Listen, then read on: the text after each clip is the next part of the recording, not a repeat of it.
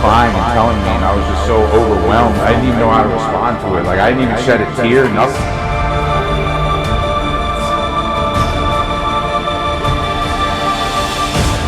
Being adopted was always kind of struggling to always want to fit in.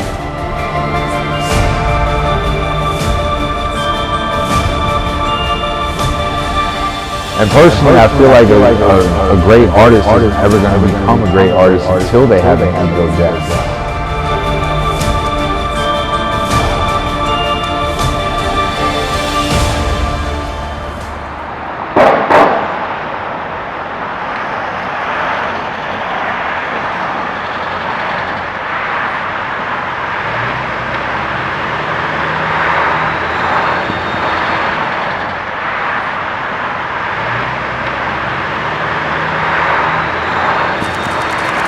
I have a feeling it's going to be pretty dope. Yeah, I've been like texting people, sending people messages, and I've been getting some pretty positive responses. Definitely better than that Friday at Flash. If I hear back from Jason, I need to get some butter out of here. Hopefully there's still some left. If not, I'm going to use olive oil. My name's Neko Berg.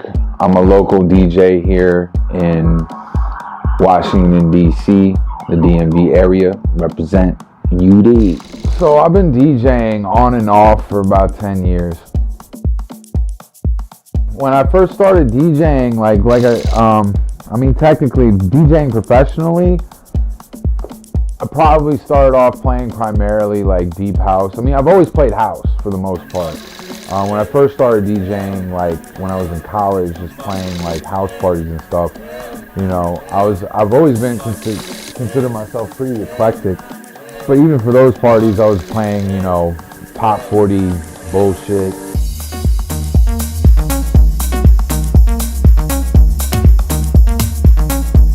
So right now, I've been waiting tables. Day-to-day hustle other than that is basically just brokering deals with clubs and venues, as well as like, you know, kind of working as a side contractor with other collectives on how to like better their parties and things of that nature, to just, you know, survive, make ends meet. Luckily, my bills are pretty low. I wish I was saving, which I'm not, but you know, hopefully I'll get bigger and better opportunities, as well as maybe find some. I'm always looking for ways to hustle.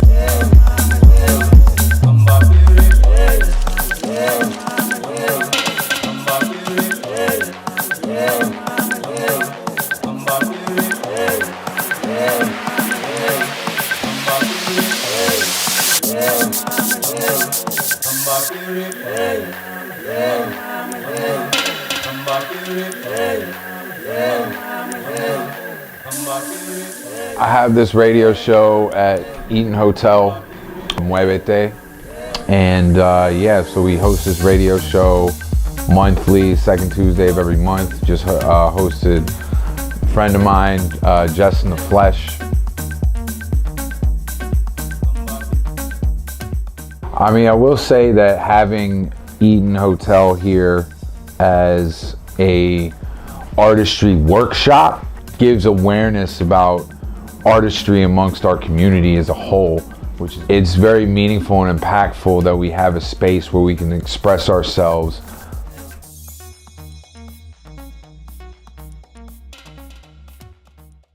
I was originally born in Brazil, moved here when I was about 2, grew up in the DMV area, went to military school out in Waynesboro, Virginia. Went to college down in Virginia Beach. Then I did some traveling. Pretty much spent most of the time, other than, you know, travels, vacations and stuff like that, in this area pretty much my whole life. Cycling is probably my biggest hobby that I do consistently, other than DJing. I mean, technically, I'm a professional DJ, but I mean, it started off as a hobby, right? So I've been DJing on and off for about 10 years.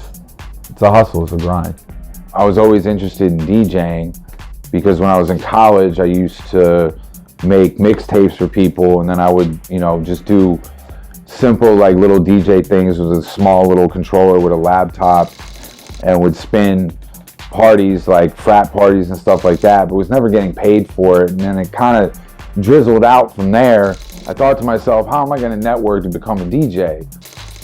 Started going online looking for opportunities with Guitar Center. So I got a job at Guitar Center and linked up with the homie Juan Zapata, who's actually my assistant manager. And linking up with him, he showed me a whole side of DC that I had never really seen before, which was the underground community.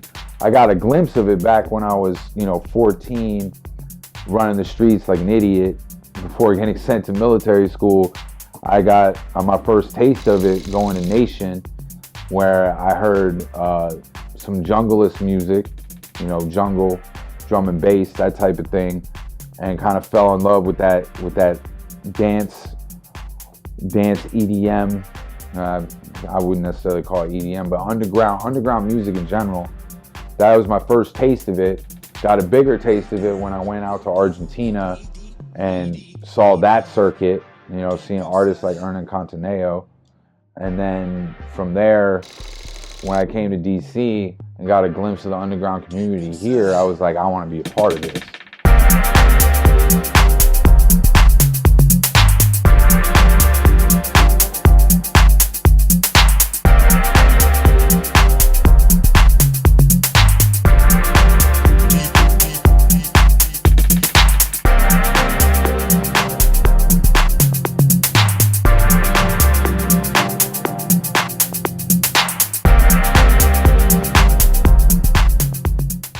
When I was 14 was my first time I experimented with everything from drugs to alcohol, shit. Even that was when I lost my virginity. I was just a wild dude, kind of careless and reckless. During that time, I was experiencing a lot of stress from my mother's side of the family, because my grandfather got diagnosed with brain cancer, and then he fell sick. My whole mom's side of the family was just kind of in shambles and ruins, because my grandfather kind of like held them together, so to speak, because my mom and my aunt and my uncle on my mom's side were all kind of not exactly the Brady Bunch, you know what I mean? Like they were always fighting and arguing and all that shit, and there was like issues with infidelity and things like that, and it was just a huge mess back then. And I always felt kind of out of place being adopted, and was always kind of struggling to always want to fit in. And the people that like I was hanging out with were also interested in experimentation with drugs and alcohol, so it was just like an easy fit. And then eventually, like I started because I made connections with like certain high school kids. And I always kind of like looked older than I really was. I've always kind of, I could pass for, like I had a fake ID when I was 15. I was buying cigarettes and beer. You know what I mean? Like, not a lot of people can pull that off. So I always kind of looked older. And because I realize this now after going to therapy and like doing a lot of self-actualization and reflection. When I was younger, even if I didn't want to do something, like I would do it because I had this sense of need of validation, and it kind of stems from being adopted and like, having constant need to be accepted. So I would always do shit even though I knew it probably wasn't the best decision or the best thing to do. I would do it just so people would be like, oh, Neko's cool type shit. You know what I mean? Like, And I fell into peer pressure so easily and just started like, but the thing is like I was also feeding peer pressure too, because like I wanted people to get fucked up with me, you know what I mean? Especially when like I started experimenting with psychedelics and ecstasy, and then after that, you know, once Oxycontin hit the market, you know, and when I got injured playing sports, I started fucking around with painkillers. Next thing I knew, I was full-blown heroin addict, like no bullshit. And I battled with that addiction on and off throughout probably almost my entire 20s. Like there was never a time, well, there was a time where I was doing it at least 3-4 times a week, and like my withdrawals would be bad, and I'd just be like laid up in bed sick, and then like would go out and try and cop once I started feeling better, just because like you get that itch of like wanting to get high, and like that heroin high is just so fucking so addictive. Like it's not even the physical addiction, like the mental addiction's rough too, because you just be like, once you start feeling better, even if you, because like there would be times where like I'd have a lot of dope and I would just get high for like 4 days straight, and then I would run out and I'd run out of money, and then I would be laid up, and then I'd go do a DJ gig and shit, make a little bit of bread, and then go cop again. Or like, you know, I had people renting from me in my apartment at one point, and I was like not paying my rent on time and taking some of that money and taking it and going and getting more dope, and like would just be high for several days, and then I would come down, then I couldn't move, couldn't function, and then I'd start to get sober again. But then once I go out and get a couple drinks in me, the first thing I want to do is go cop more dope. You know what I mean? Like, it was a vicious fucking cycle. And it's something that I've struggled with throughout my 20s and even in my early 30s. Like, you know, last time I think I did dope was at the end of 2019. And I haven't done it since, thank God. But even like that as recent as that. And the crazy thing is, there had been moments in my life where I had quit and I came back to it. Like that's how addictive that cycle is. And even with other drugs like cocaine and fucking even ketamine, coke and ketamine. You know, like if I have a certain amount of drinks, like it's like, yo, try and get that, you know.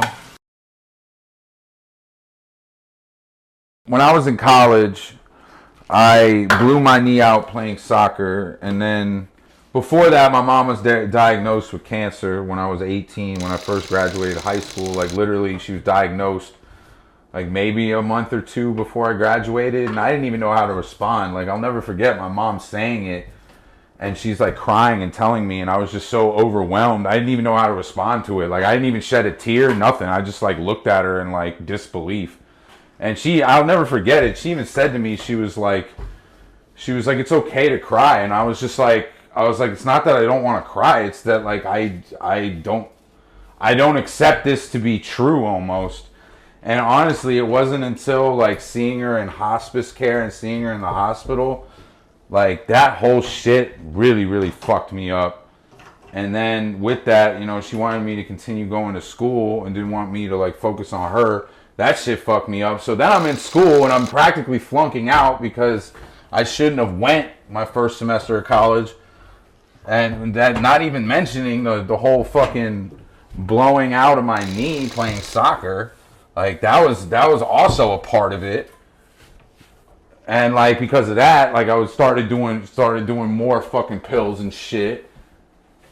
And like, you know, when I was in school, before I ended up taking a semester off, before I was in school, I wouldn't even go to class. I would just like try and find other degenerates at the college and get high and drunk with them during the day, and then look for cocaine and fucking other pills or other drugs like Molly, fucking mushrooms, whatever. I literally just became like a dumpster diver of drugs. Like I just wanted to get fucked up all the time. Didn't want to do anything. And then with that, a few months after my mom passed away, I'm so hooked on fucking dope, I don't even get up out of bed till 5 p.m. to go cop.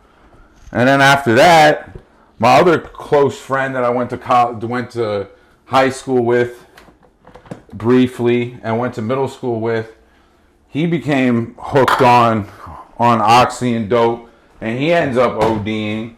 That shit fucked me up even more because we used to hang out all the time.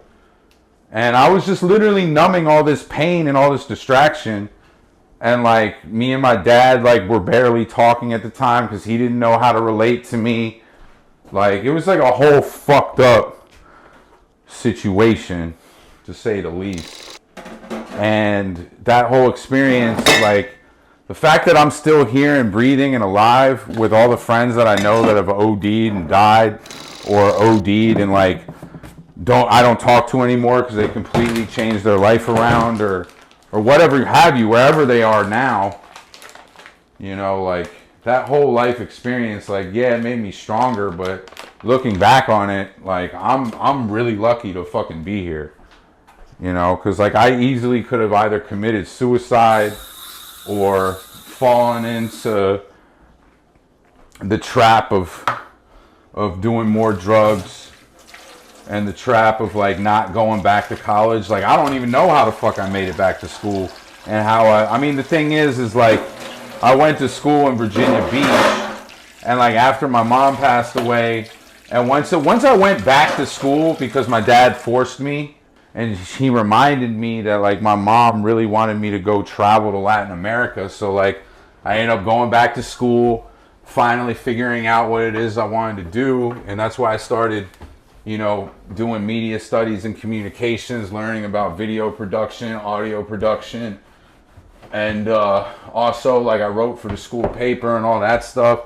And I was always fascinated by Latin culture, considering that like, you know, I'm originally from there.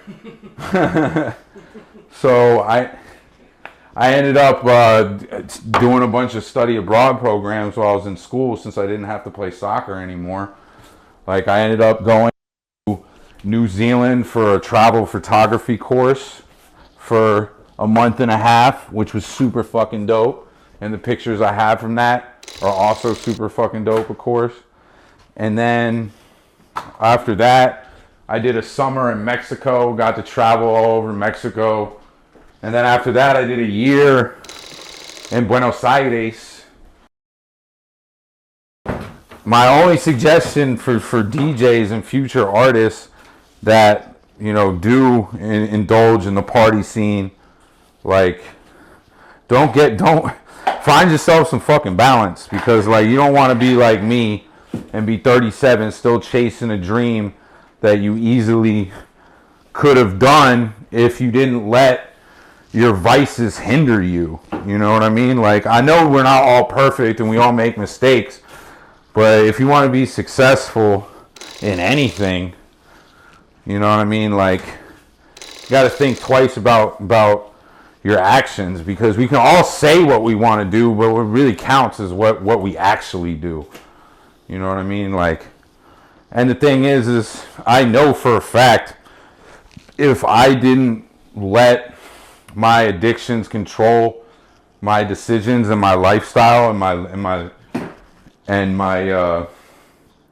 my decision making, I would be a lot further with my artistry than I am now. You know?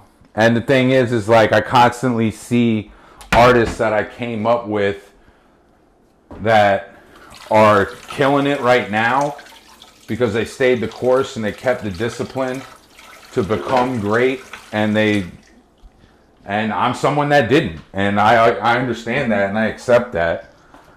But the only thing is now is trying to stay true to myself and keep promises to myself, and stop justifying shitty behavior because other people around you are doing it. You know what I mean? Like, You're in control of your own life, not other people. And you got to realize that, you know. And the thing is like I've always known all the shit that I'm preaching. I just didn't practice it. So now it's time for me to practice what I fucking preach.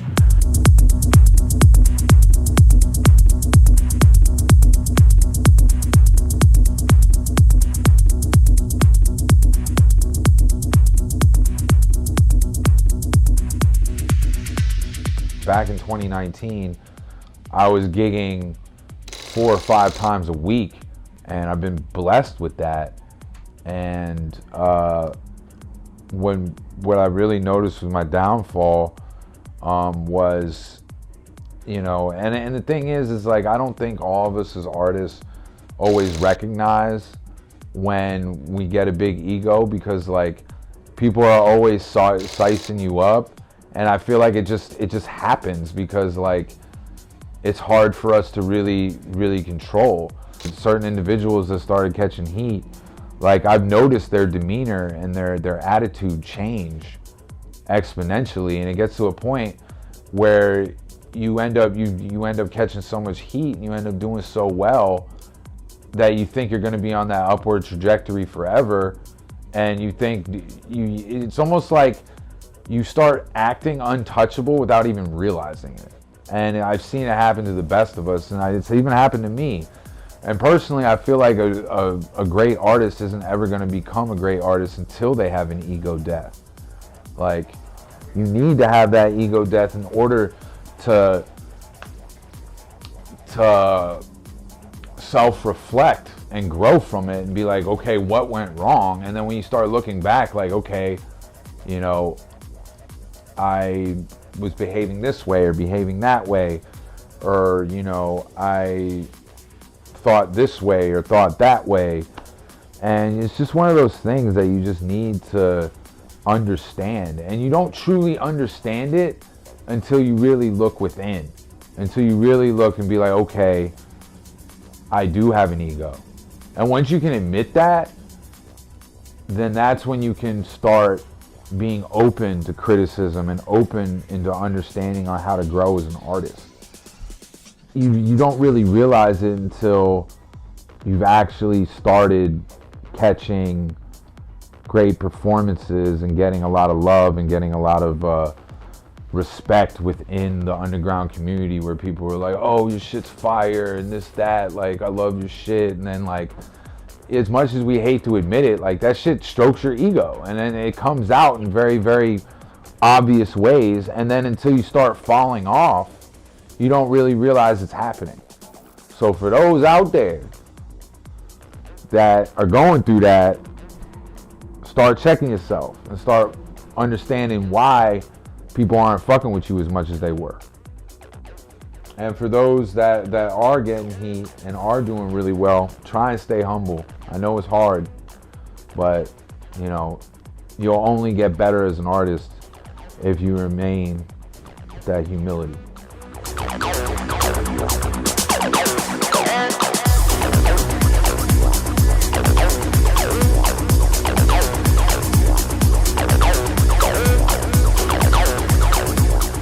What the artist did,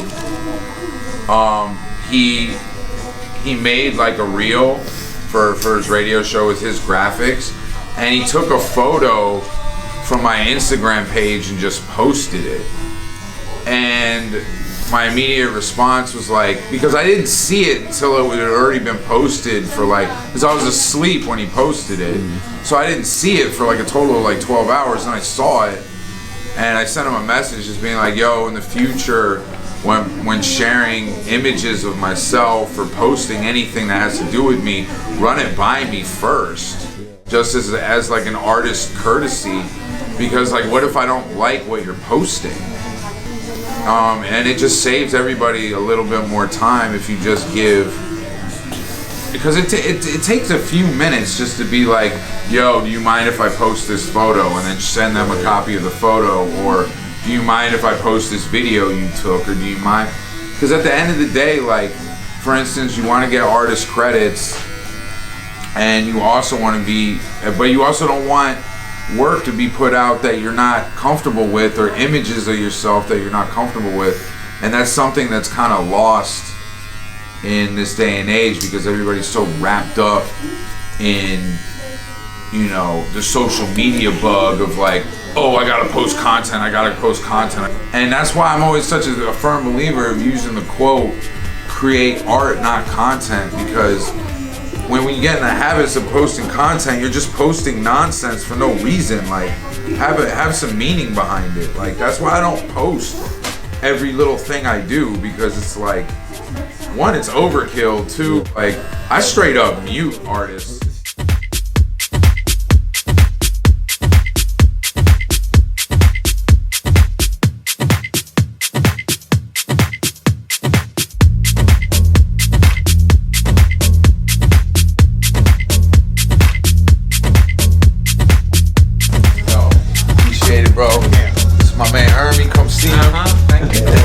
No problem, brother. Thank you. I appreciate you.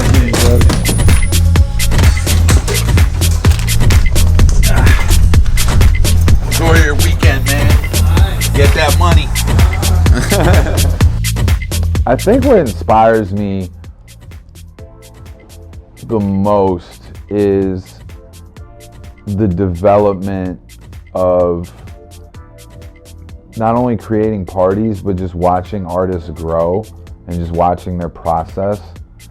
And it inspires me to not only try better and try and strive harder, and also keeps me going too, because there's been multiple times, like when I first started DJing, like I stopped for a number of times to pursue other avenues. Like I was doing tech sales for a while, you know, bartending, waiting tables.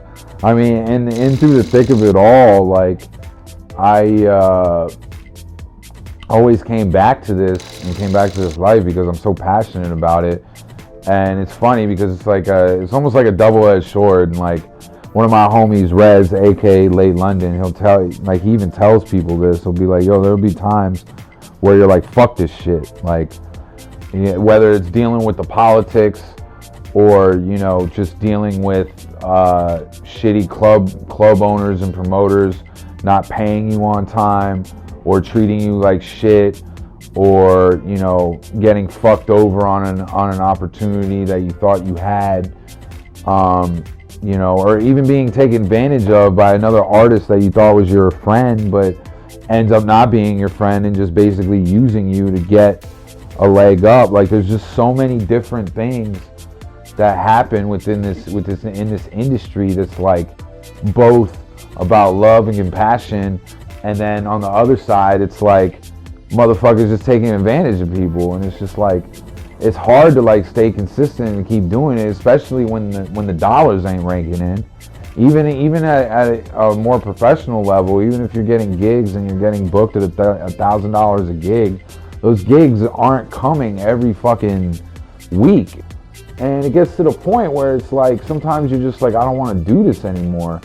But then there's those moments when like, either you meet someone that's so humble that you didn't expect to be, ends up being one of your favorite artists, or you hear a song that just makes you want to cry, or just, you know, gives you goosebumps on the back of your neck, and you're like, I need to drop that at my next set, and that's going through your mind and things like that.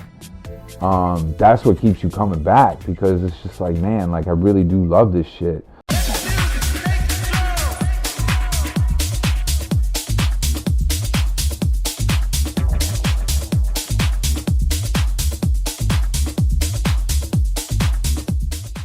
I feel like taking requests is taking away from your sound and your talent. And it's like, you know, for certain gigs, DJs will spend weeks preparing for.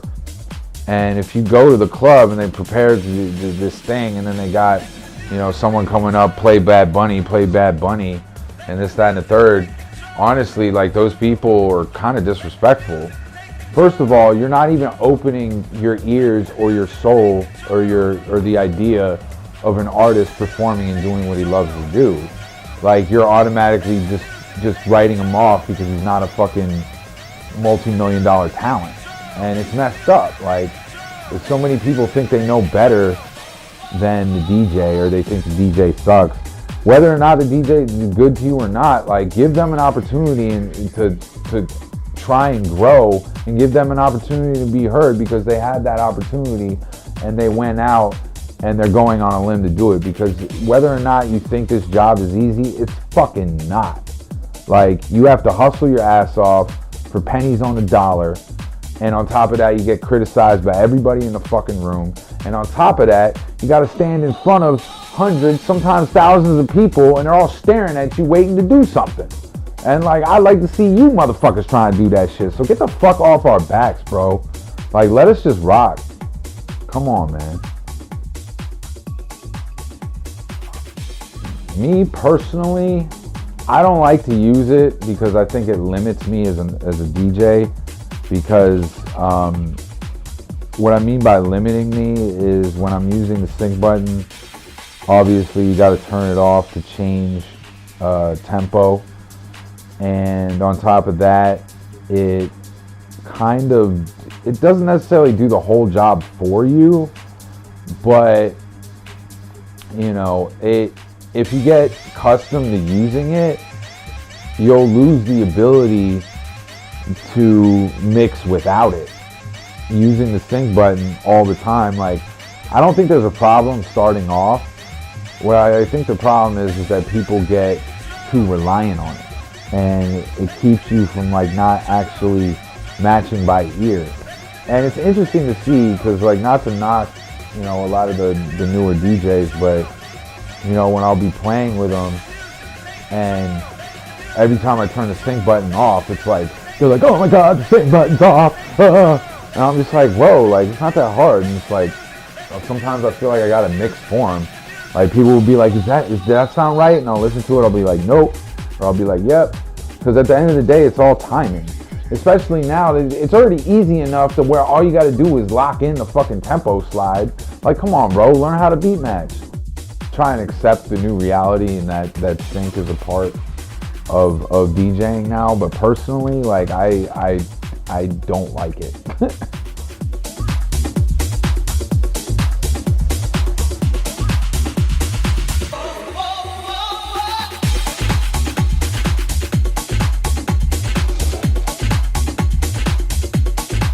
Like, prior to Christmas, my dad recently had heart surgery, had a pacemaker put in as well. And you know, my dad's old, man. I mean, he's in his 80s. He's 81, just turned 81 December 7th. But anyway, yeah, man, this shit kind of scared me. Found out he was going into the hospital. And then right before Christmas, he went to the hospital because he was getting lightheaded. And that kind of freaked me out. I was talking with my Aunt Kathy and Beth, and I was like, shit, I really need to come home. And so then I came home for Christmas, really saw how much having heart surgery for the second time actually really affected him. And like, he spent so much time sleeping and not really doing much. So I was there, I cleaned up the apartment, did some minor repairs at the house, like fixed one of the sinks. It wasn't running properly. Did some maintenance on one of his BMWs. And then also worked a little bit. I also replaced all the light bulbs and all the fucking outdoor, like the garage lights, the light under the microwave, all that stuff. Just like some little simple repairs around the house that like he can't really do. Plus I cleaned the basement and the upstairs, since he just stays on one floor. There was just like so much dust and gunk like in the toilets and stuff like that. I was like, damn, like I need to be here a lot more often. And obviously, you know, being in the underground community, having a network and be out and about all the time, I'm not going to be able to do that.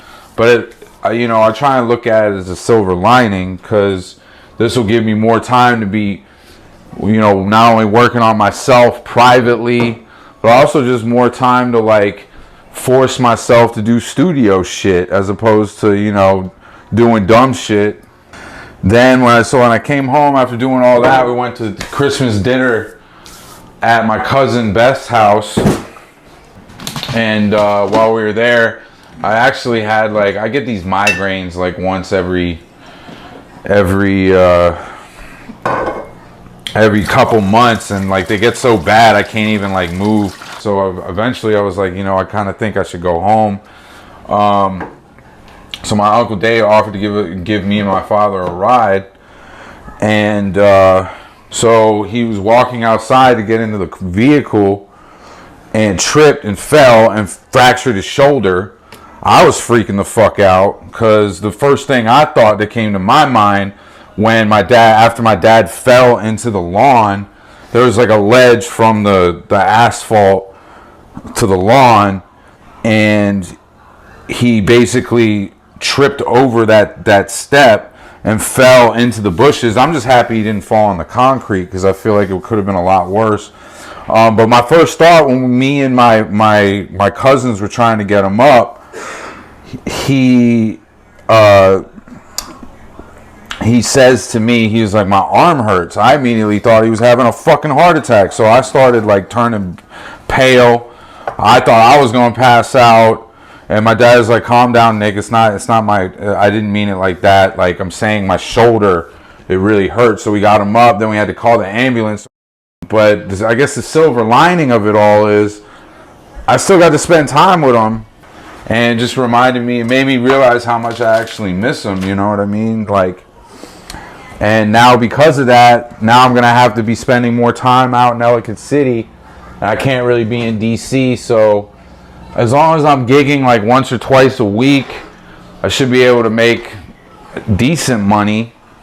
Nothing spectacular, but I mean, the good thing is after being at my dad's house, he has so much excess property, and he needs someone helping him sell some of his stuff. So even though I'm not going to be able to work at the restaurant, you know, I can subsidize some of my income by helping him sell some of his things that he needs to get rid of that he no longer uses, so I can make some bread and, you know, still be able to take care of him.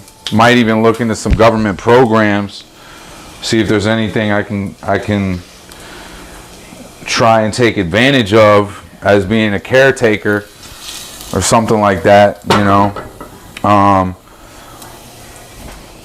Might even have to just like drive Uber and drive one of my dad's cars or something, you know, which is also an option. But yeah, man, it fucking sucks, like, but at the end of the day, you know, you gotta do what's right for family, and you also gotta, you know, take care of yourself. It's definitely gonna affect my visibility within the community, but I'm definitely gonna have more downtime because I'm not gonna be working. I'm gonna have a lot more free time. And you know, my dad has a really nice house, and 2 of the floors aren't even used. I could build like a mini studio and DJ setup in there if I want to.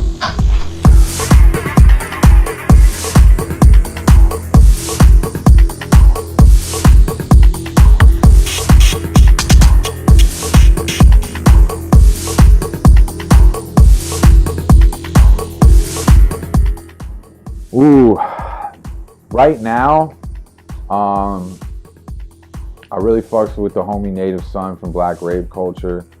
He's definitely an inspiration to me. The way he's moving and shaking, performing, and on top of that, he's got a whole community behind him. And he's always been nothing but not only charming, but just very giving as an individual. Late London, aka Rez, or Rez, aka Late London, whichever way you slice it. He's also a pillar of the community, and he's taught so many artists on how to do production and everything else. And he's thrown so many brilliant parties. Him and Misha, they're probably the 2 biggest local DJs right now that are probably on their way out. Fatima is also up there. She's holding Sisters and Sound down. She's, you know,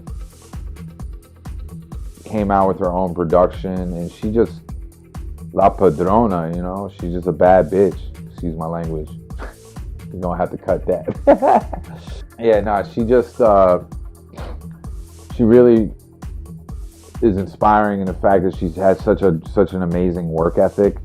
I mean, the fact that she has a 9 to 5, she runs Sisters in Sound, tours, and still is one of the best DJs in the city. It's a lot of fucking hats, man. Like, I don't know where she finds the time. I think ongoing is the best word to describe it.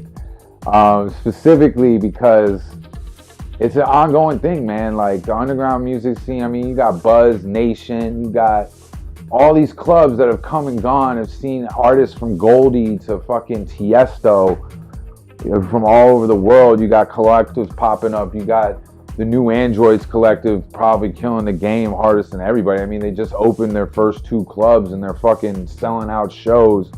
You got Glow, you know, that's working with Insomniac right now. They're bringing artists from all over the world. You got Flash booking some of the best underground artists from all over the world. Then you got Black Rave Culture touring, getting booked for this, that. You got music coming from this way and the third. So, I mean, ongoing, man. I feel like it's just going to keep getting better and better and better. And they're just going to keep getting more and more artists. And, you know, it's what it is, man. It's like, it's just ongoing.